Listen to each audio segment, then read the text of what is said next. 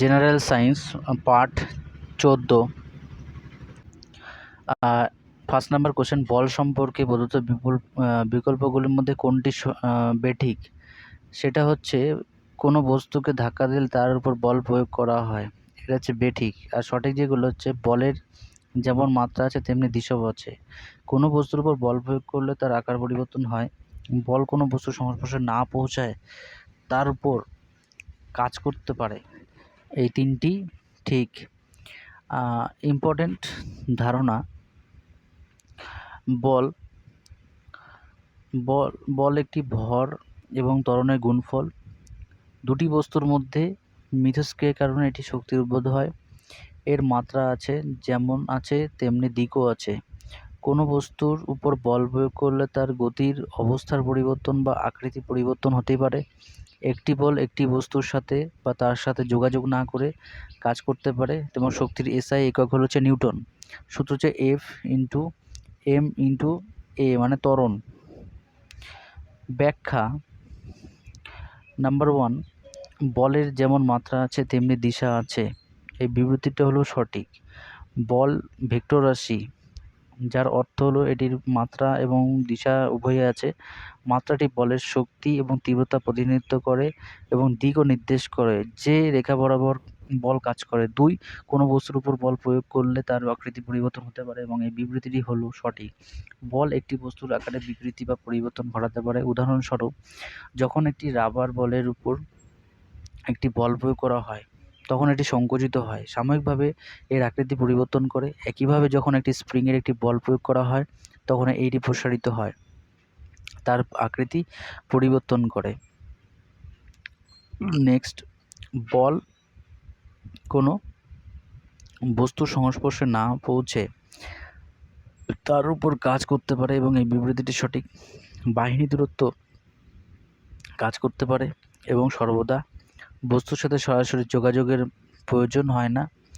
মাধ্যাকর্ষণ বল দূরত্ব কাজ করে বা এমন একটি বলের একটি ক্লাসিক উদাহরণ। এটি তার মধ্যে কোনো শারীরিক যোগাযোগ ছাড়াই একে অপরের দিকে বস্তুকে আকর্ষণ করে। কোনো বস্তুকে ধাক্কা দিলে তার উপর বল প্রয়োগ করা হয়, তাই এই বিবৃতিটি হলো বেঠিক। একটি বস্তুর উপর বিভিন্ন উপায়ে বল প্রয়োগ করা যেতে পারে এবং ঠেলাঠেলি করে তাদের মধ্যে একটি অন্যান্য পদ্ধতির মধ্যে রয়েছে টানা, উত্তোলন, বাঁকানো, চাপ দেওয়া, এমনকি মহাকর্ষীয় চৌম্বকীয় বল সরাসরি যোগাযোগ ব্যতীত কাজ করে। বিভিন্ন উপায়ে এটি বিভিন্ন দিক থেকে এই বস্তুর উপর বল প্রয়োগ করা যেতে পারে। নেক্সট কোশ্চেন্স, 2 নম্বর কোশ্চেন, যৌন প্রজননে একজন পিতামাতা কতটা অবদান রাখে?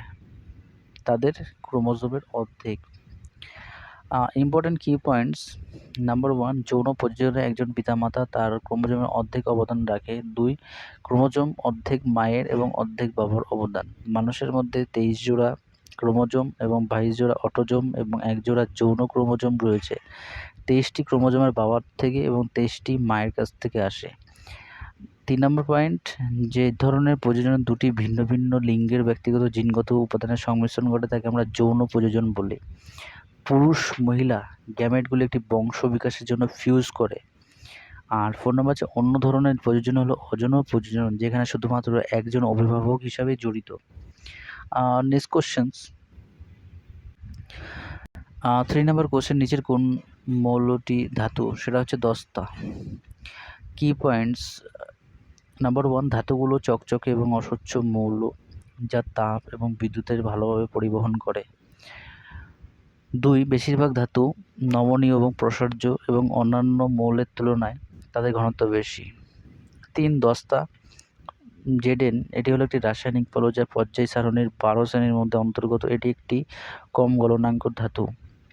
4 নম্বর, দস্তা সবচেয়ে ব্যাপকভাবে ব্যবহৃত ধাতুগুলোর মধ্যে একটি এবং জীবনের জন্য এটি অপরিহার্য।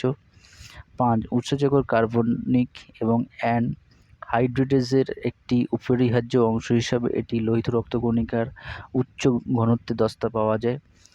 আর তোমার হচ্ছে নেক্সট হচ্ছে 6 নম্বর হচ্ছে দস্তা ধাতুর প্রধান ব্যবহার হলো তাই গ্যালভানাইজিং লোহা এবং ইস্পাতের যারা এটা একটা প্রতিরোধ। Additional informations: 1 phosphorus P nitrogen পরিবারের একটি অধাতু রাসায়নিক মৌল। 2 সিলিকনকে একটি ধাতু পদার্থ হিসাবে শ্রেণীবদ্ধ করা হয়েছে কারণ এর বৈশিষ্ট্যগুলো ধাতুগুলোর বৈশিষ্ট্যের সাথে একটি সাদৃশ্যপূর্ণ, যা অধাতুর বৈশিষ্ট্যগুলোর সাথে সাদৃশ্যপূর্ণ। কার্বন হলো একটি অধাতু এবং টেট্রাভ্যালেন্ট এবং রাসায়নিক মৌল, যা প্রতীক হচ্ছে সি এবং পারমাণবিক সংখ্যা 6। Next questions. 4 নম্বর কোশ্চেন: গতির প্রথম সমীকরণটি ড্যাশের মধ্যে সম্পর্কিত? সেটি হচ্ছে বেগ ও সময়। ইম্পর্টেন্স কি পয়েন্টস: 1, প্রথম সমীকরণটি বেগ এবং সময়ের মধ্যে সম্পর্কিত দেয়। 2, গতির প্রথম সমীকরণ হলো ভি = ইউ প্লাস এটি। এখানে ভি হলো চূড়ান্ত বেগ, ইউ হলো প্রাথমিক বেগ, এ হলো ত্বরণ এবং টি হলো সময়। 4 নম্বর পয়েন্ট: বেগ সময়ের সম্পর্ক গতির একটি প্রথম সমীকরণ থেকেই পাওয়া যায় এবং ত্বরণ নির্ণয় করতে ব্যবহার করা যেতে পারে। 5, অবস্থান সময় সম্পর্কের গতির দ্বিতীয় সমীকরণ থেকেও পাওয়া যায়। S = u2 plus half into এটি স্কোয়ার। 7 নম্বর: অবস্থান বেগ সম্পর্ক গতীয় তৃতীয় সমীকরণ হচ্ছে V square = E square plus 2 into S. Next questions. Prostate গ্রন্থি কার নিচে অবস্থিত? সেটা হচ্ছে তোমার মূত্রথলি। ইম্পর্টেন্ট কি পয়েন্টস: নাম্বার 1, মূত্রথলির তোমার নিচে পোস্টেড গ্রন্থি থাকে। 2, পুরুষের পোস্টেড দুই হচ্ছে পুরুষের পোস্টেড গ্রন্থি মূত্রাশয় থেকে প্রস্রাব নিয়ন্ত্রণে ব্যবহার করা হয়।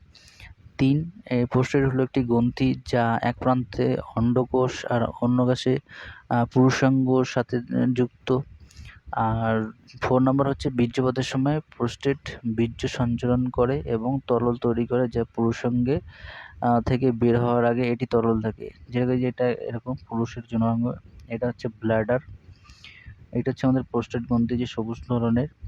পেনিস হচ্ছে তোমার উপরেরটা, আর যেটা গোলাপি কালারের যে লালটা এটা হচ্ছে তোমার ইউথেরিয়া। আর টেস্টিস হচ্ছে তোমার দুটো নিচে। আর সেমিনাল ভেসিকল হচ্ছে এখানে, এই যে এটা হচ্ছে সেমিনাল ভেসিকল। আর রেকটুলাম হচ্ছে তোমার এটা রেকটম। আর ইউরানি স্পেন্টার হচ্ছে তোমার এটা।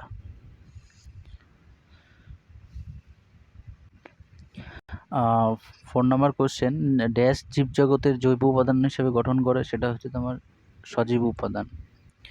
ব্যাখ্যা সজীব উপাদানের। নাম্বার 1, জৈব এবং অজৈব উপাদান উভয়ই বাস্তুতন্ত্রে বিদ্যমান।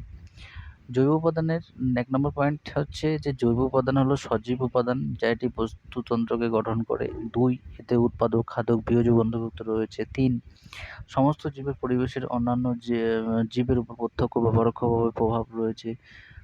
উদাহরণ যেরকম উদ্ভিদ, প্রাণী, মানুষ, অণুজীব ইত্যাদি। অজৈব উপাদান হচ্ছে কি, যে অজৈব উপাদানগুলি হলো নির্জীব উপাদান যা বাস্তুতন্ত্রে প্রভাবিত করে।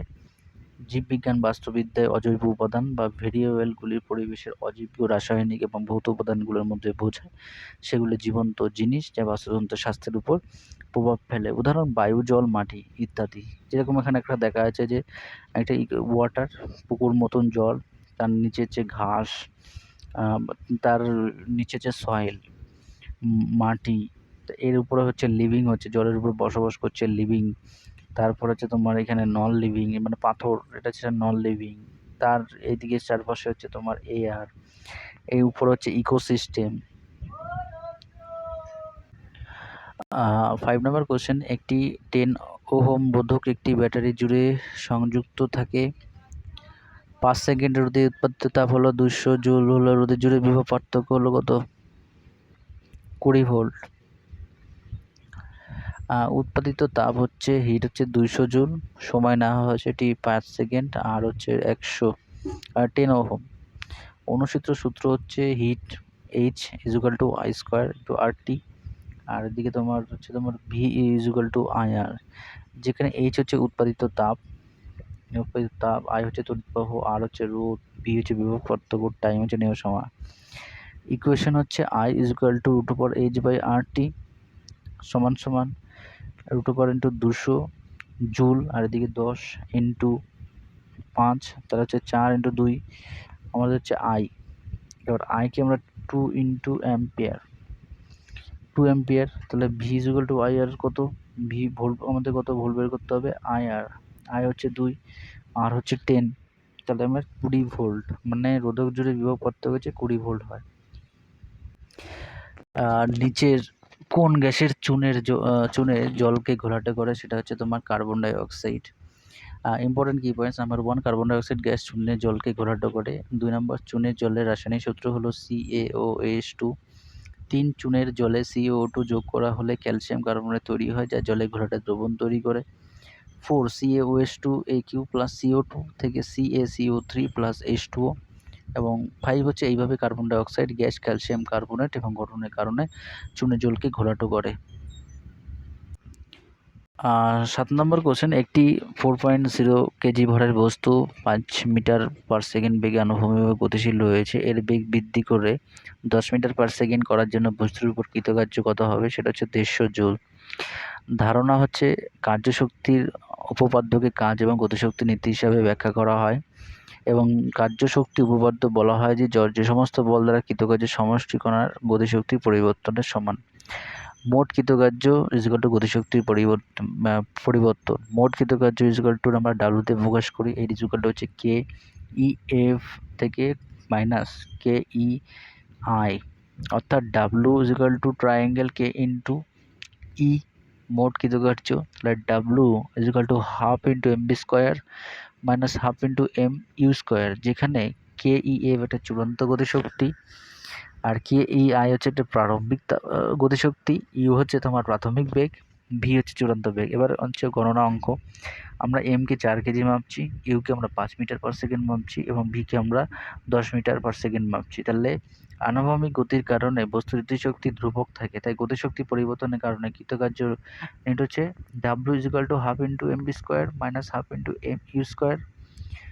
W equal to half into M bracket করলে আমরা V square minus U square করতে পারি। তারপর W equal to half into 4, M হচ্ছে 4 ইন্টু ভি স্কোয়ার কত 10 10 স্কোয়ার মাইনাস ইউ স্কোয়ার কত 5 ইউ। তাহলে W equal to 2 into 100 10 square 100 এদিকে 25, তাহলে এদিকে কত হচ্ছে 25 75 2 150 জুল। Next questions,